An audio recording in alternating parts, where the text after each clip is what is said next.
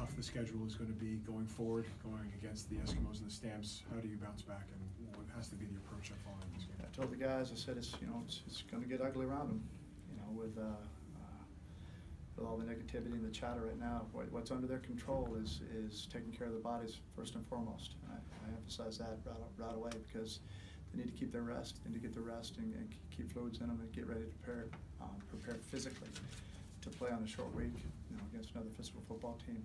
We knew the start of the season was going to be tough. We knew that, start of the schedule, and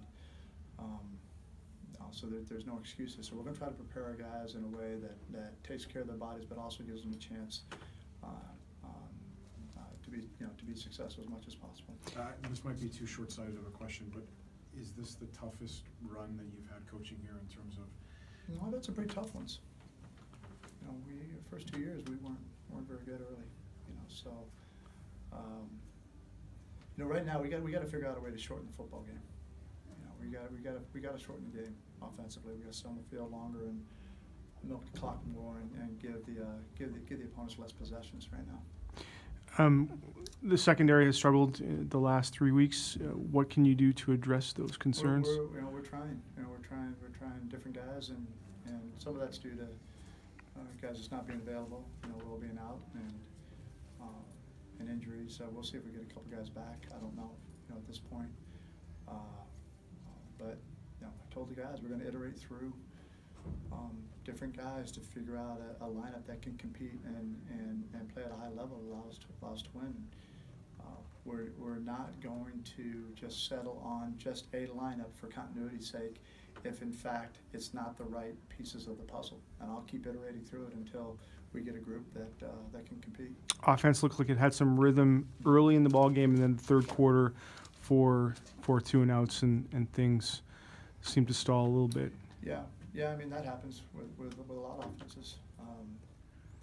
We picked it back up again late, but I thought we protected a lot better, this week. So that was really encouraging. That's a bright spot for us. I think Lamar for first game, probably played pretty well. He said he never even played a CFL game. Didn't even know the game, honestly, until he got up here. So, we'll see. Let me evaluate it, and I'll give it a little more detail as the week goes on. You talk about negativity. Perhaps unfairly, there will be questions about your relationship with Zach and the entire offensive procedure going forward.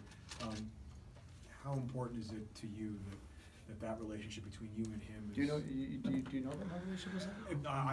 Ken, I'm not questioning it. Glenn Suter was quoted as saying that there was tension between you and Zach. He was on radio saying that there was tension. Glenn Suter said there was tension between you and Zach. Did he say where he got that from? There's absolutely zero tension, and I'll tell you what, don't even give my answer to Zach and ask him point blank. There's no tension between me and Zach. We've never had tension. That's absolutely ridiculous and completely made up by Glenn, and he ought to be ashamed of himself. Okay, thanks, Coach. Okay. Room will be open, guys.